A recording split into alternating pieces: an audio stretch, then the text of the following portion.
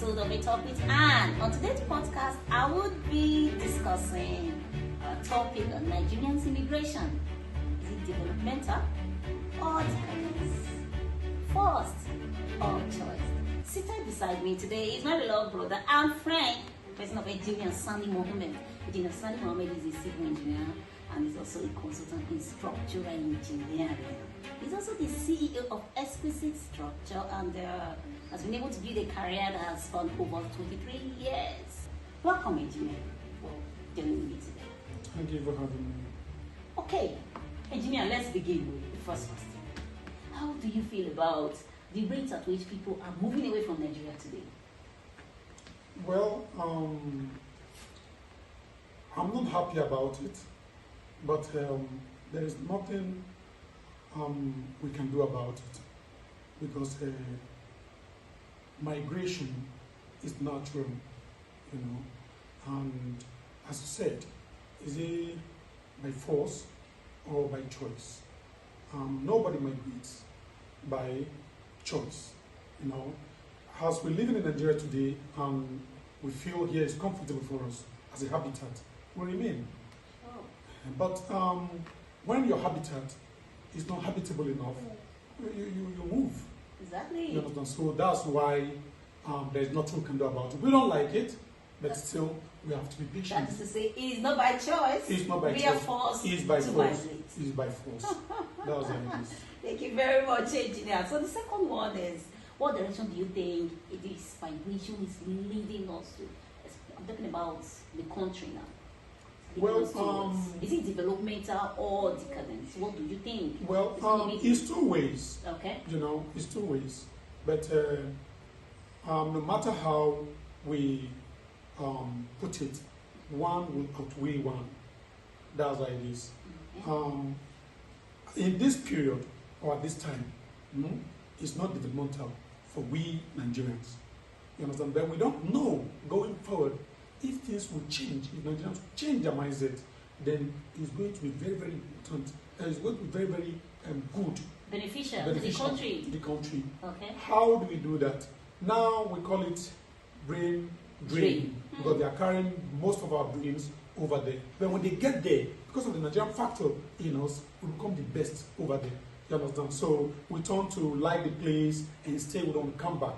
You understand? But if Nigerians in diaspora can organize themselves with the Nigerian government over here and turn the brain drain into brain gain, all those things that we've learned there, the new things, we repatriate it back home to help our people. So in so doing, in the nearest future, is going to be beneficial to us. Therefore now, I think okay, now I would like to ask if, like what you have painted now, turning it from brain drain to brain again, yeah. What if that doesn't happen in the nearest future? Well, what do you think is going to make out of the country? Well, then, which means our development per se is going to be diminishing bit by bit. That's the truth. So if you look at people around you or within your circle when you're growing, and they tell you Mr. A is in Canada, Mr. B is in the US, they will also like to pull you if here is okay.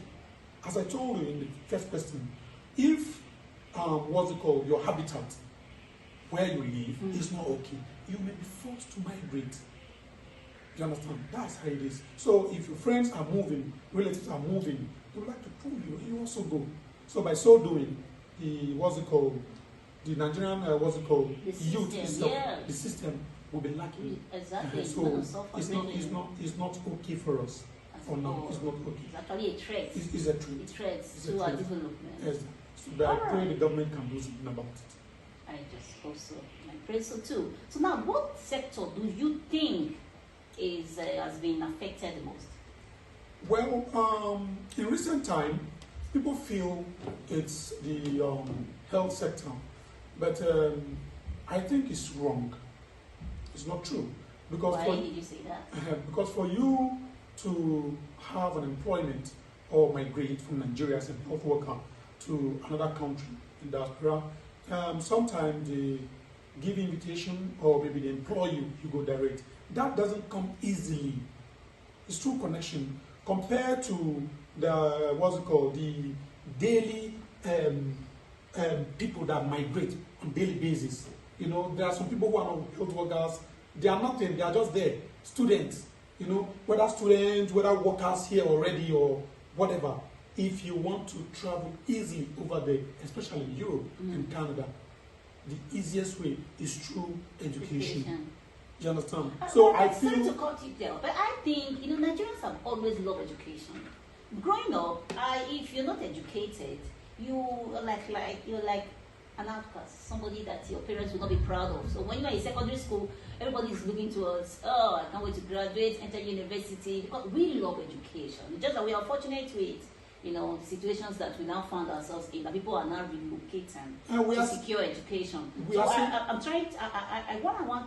trying to buttress here is that we should also be careful not to really target us.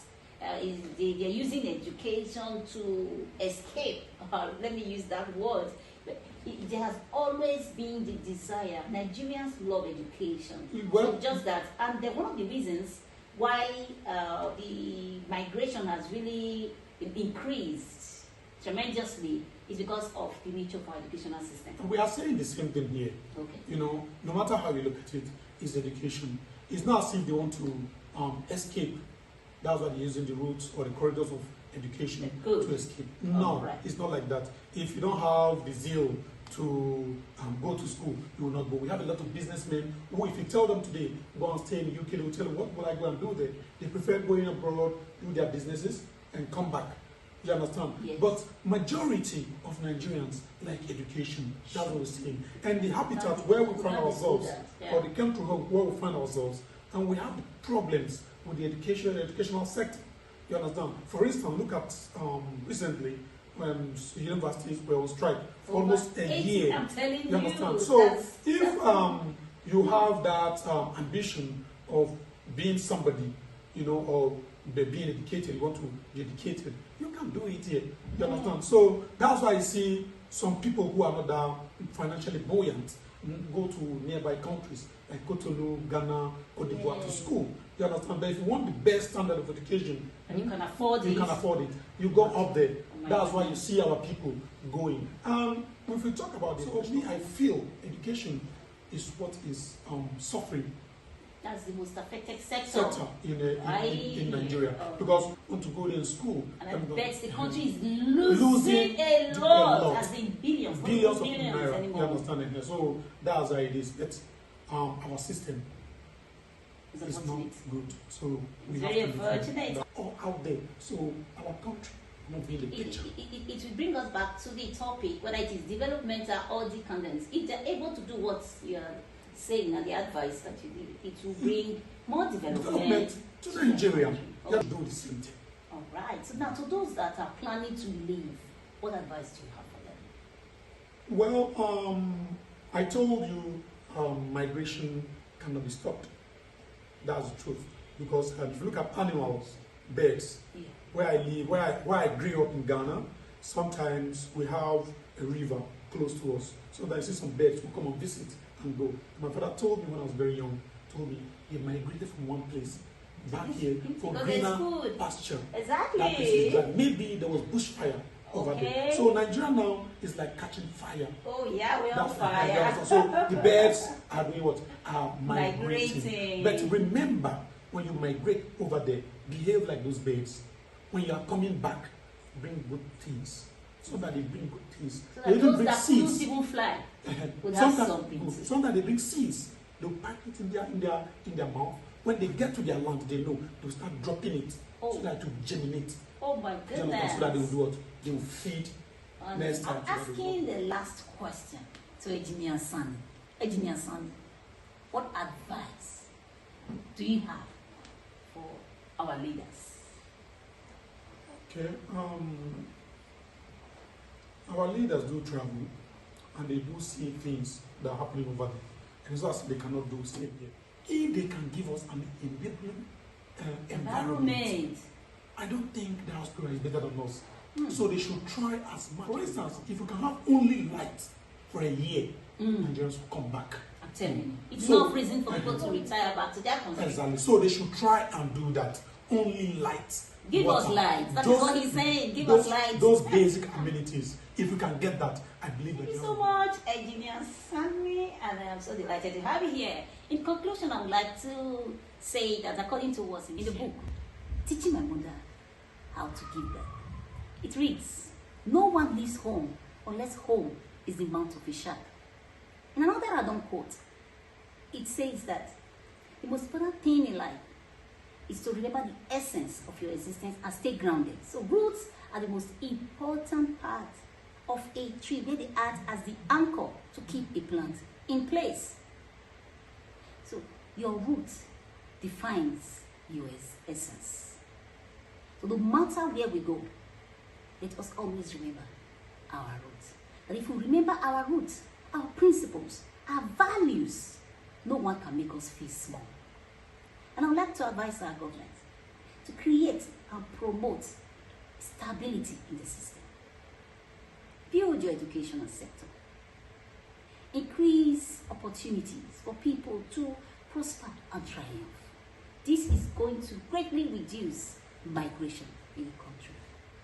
And to our fellow Nigerians, anywhere you are in the world, I would say to you, be a blessing to that country. Thank you so much for joining us today, and I'll be looking forward to seeing you in my other episode. Please do not forget to click the like and share button. And I would like to thank my engineer today for joining me in today's podcast. Thank you, Engineer Sanni. Thank you, Johnny. Pleasure. All right, bye everyone.